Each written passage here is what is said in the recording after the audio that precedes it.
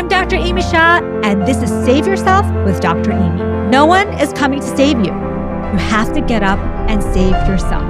This is the place where we present the science, the tips, the tricks, my personal clinical experience as a double board certified MD and nutritionist on ways that we can learn to save ourselves.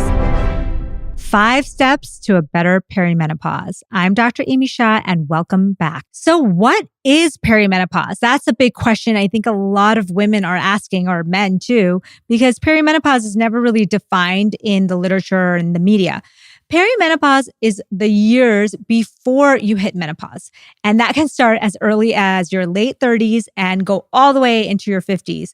And it's a huge, think about it. It can be a 20-year time frame. So people experience symptoms between 10 to 20 years in perimenopause. And can tell you that I'm personally in that perimenopausal zone, and it's not fun. There's a lot of things that happen that nobody really explains to you. There's a lot of nutritional things that we could be doing.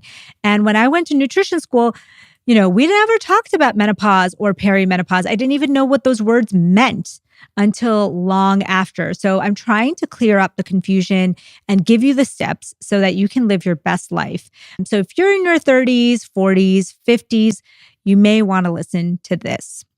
Now, the other thing is you can't really diagnose perimenopause. So a lot of people will say, well, how do you even know? You don't know. You just basically know based on your symptoms of fatigue, irregular periods. You may have mood changes. You may be noticing some weight gain. You may not be noticing a lot of changes at all, but these things are still going to be really helpful for when they may appear.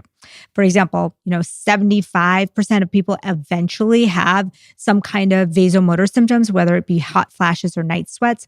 So you may do the things that I'm talking to you about today and prevent yourself from having a bad perimenopause/menopause. So this is really, really exciting. I think this is a topic that doesn't get talked about enough. In fact, when you look at the menopause textbooks, there's really not a section on nutrition.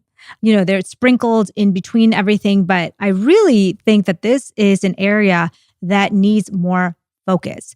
So I hope I'm going to give you some actionable tips, some steps that you can take to live a better life and have a blossoming of your life during this time rather than making it so painful and a time that you want to forget. Step number 1, activate those heat shock proteins. Okay, you might be wondering, what the heck are heat shock proteins? These are the proteins that are released when your core body temperature goes up. So this is why sauna therapy has been really, really recommended for people who are getting older, because heat shock proteins, when they're produced, they're anti-inflammatory. They're able to boost growth hormone. They're able to activate pathways in your body that help with aging. In fact, there are even data that things like sauna can help you prevent heart disease and overall death. So we have a lot of data from Finland. So in Finland, everyone uses a sauna. Sauna is like a part of life. How cool is that, right? I guess because it's so cold. It's a big part of life. They have these dry saunas, which a lot of you might know, that you have at the gym. And they go all the way up to like 167 degrees Fahrenheit. And that seems to be the right temperature. And these people who sat in saunas for 30 minutes, the highest users, so people who use it 4 to 7 times a week, had a marked decrease, like a 50% decrease in cardiovascular disease. They also had a boost in growth hormone.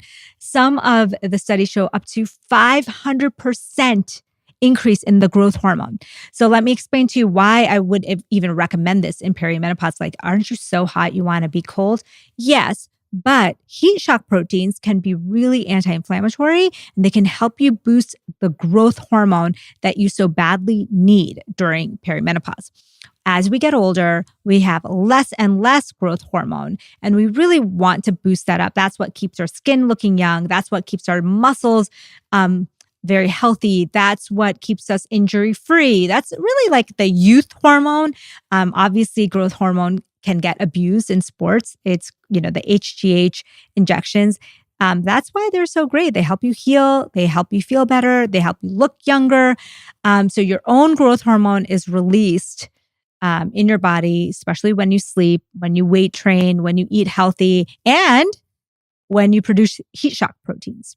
Heat shock proteins are something that you can get through sauna therapy. So like I said, 30 minutes, ideally 4 to 7 times a week, or you can do other forms of heat therapy. So hot yoga counts, steam room, infrared saunas, all these other types of modalities that produce heat shock proteins can be a great way to boost growth hormone and prevent cardiovascular disease and overall death. We're just finding out more and more statistics about how heat shock proteins can be really great for your health.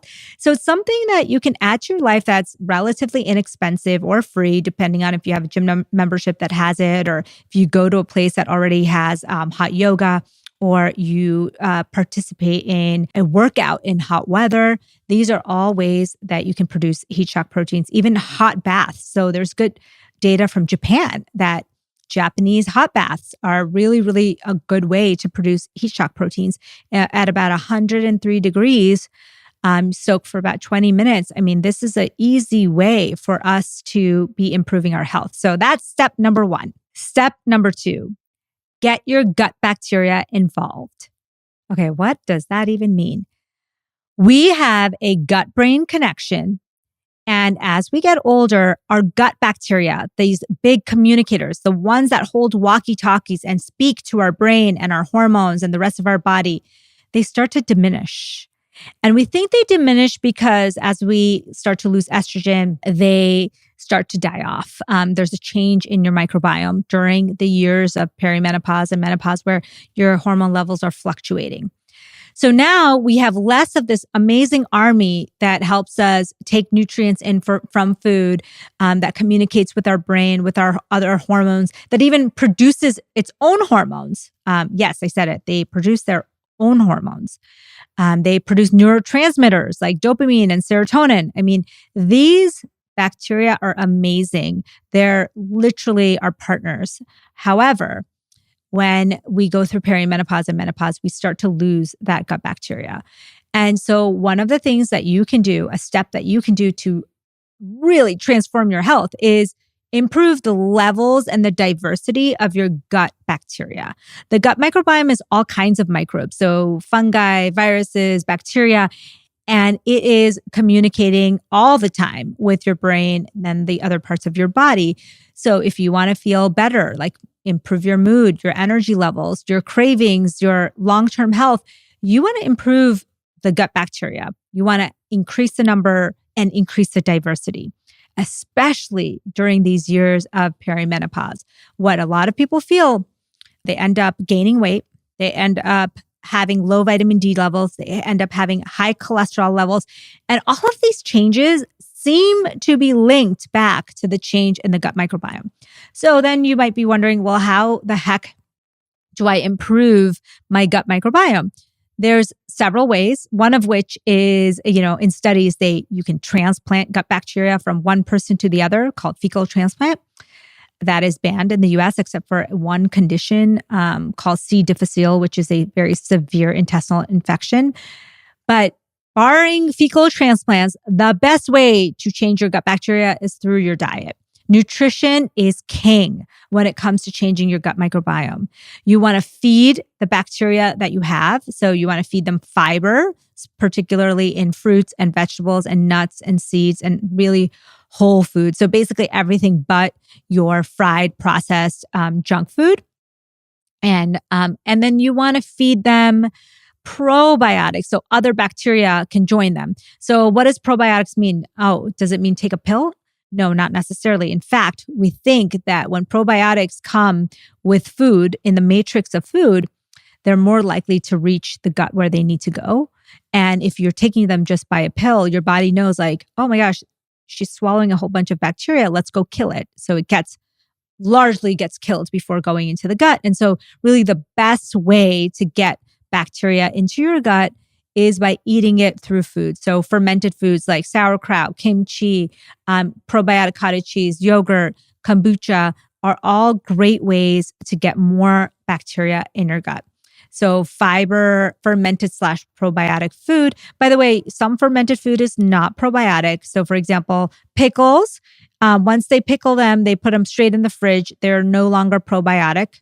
Old time pickles, what didn't need the refrigeration, that they let them ferment without refrigeration, they had probiotics, but now the new ones really do not. So you really want to get about 2 to 4 servings of fermented food / probiotic food every single day.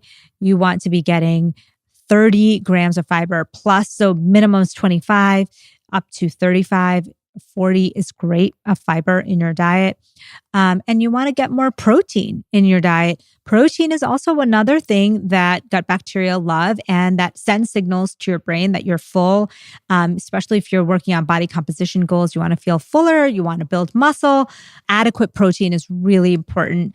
During perimenopause, we're losing a lot of protein, losing a lot of muscle. And so you want to be replacing that with weight training and by eating adequate protein so you can build muscle during this time. You really want to kind of mediate the loss. And so building that gut microbiome is so, so important. Try not to take antibiotics unless you absolutely need them. Don't use antibacterial cleansers or cleaners or antibacterial mouthwash. Antibacterial mouthwash has been linked to hypertension because people who use antibacterial mouthwash are killing the bacteria in their mouth, which seems to be essential in managing blood pressure. So we really want to minimize how much we kill the bacteria. Back in the day, even when I was in medical school, we really just wanted to kill all the bacteria. We didn't recognize how significant they are in helping us. Now we want to build as much bacteria. So nature time, spending time, outdoors, there's something about being outdoors. You just catch more bacteria. Being around healthy people is actually a great way to build microbiome. So sharing food or just being around them. You share a microbiome with the people that you spend the most time with. So choose wisely. And these are ways that you can build that gut health so that your hormone levels are better, your body composition is better, your mood is better, your energy levels are better. And as you age, you're less likely to develop diseases of aging. So that's that. The number 3 step to a better perimenopause is walking. Walking, preferably outdoors, but walking is one of the best ways for you to actually optimize your metabolism, to improve your mental health, to get an activity that is not very stressful to the body. So during perimenopause, you think of yourself as kind of in a stressed state and your body is less resilient to more stressors. So you don't want to be layering on very, very stressful exercise, whatever that means to you. Stressful. For some people, doing a HIIT class is not that stressful. For others, you really want to minimize how many HIIT classes you do a week. Maybe just once a week is what I recommend to a lot of people, because at this time, you're kind of not as resilient to stress. So you want to focus on activities like walking, like nature walking, that really keep your stress levels low and make you feel energized and also give you activity. One of the biggest reasons women gain weight during perimenopause is because they aren't moving as much. So when they looked at studies about why women are gaining weight, yes, of course, it has to do with the changing hormonal levels. But they also found that women tend to walk less during these years. They just tend to move less, whether it's responsibilities, whether it's your brain being more tired because you're not sleeping as well, whatever it may be, people are just less active than they used to be. And so asking them to do more walking, getting 10,000 steps or more is a great way to improve your mental health, your physical health, and prevent yourself from gaining those menopausal pounds. Being outdoors is the best way to walk because you get the nature benefits. I'm always telling everyone to get sunlight in the morning, and doing your walk while getting sunlight is the optimal way to do walking. In fact, I tell people to do the 3F morning. So one is being fasted, 12 to 14 hours. Second is fitness. So morning fitness, outdoors is ideal. And then the third is food. Like I mentioned to you, the fiber, fermented, high protein food. So get your steps. If you can't get steps, do it some other way, swimming, biking, dancing, whatever it is. But low stress movement is one of the best ways that you can improve your symptoms and feel great during perimenopause. Step number 4 Improve your circadian rhythms. Remember, sun, sleep, circadian rhythms matter. Getting sunlight in the morning. The morning is the best time to get it, but really getting light any time of day is really helpful in resetting your circadian rhythms. And sleep, adequate sleep, and sleeping at the same time every night. You will be shocked at how much your mood and energy levels improve when you improve your circadian rhythms. During perimenopause, a lot of people have a lot of sleep disturbances and they're not really sure how to boost their energy levels. So I think it's more important than ever to really time yourself with circadian rhythms. The science behind circadian biology is just fascinating. In fact, the Nobel Prize in Medicine a few years ago went to the scientists that uncovered how circadian rhythms really run about 80% of our genes. So almost everything runs on a circadian rhythm. So everything in your brain, everything, your hormones, your GI tract, your muscles. So you really want to be minding your circadian rhythms. That means getting at least 20 to 30 minutes of natural light every day. It doesn't have to be sunny. It can just be cloudy, overcast, but getting that natural light and getting sleep every night, darkness in the night.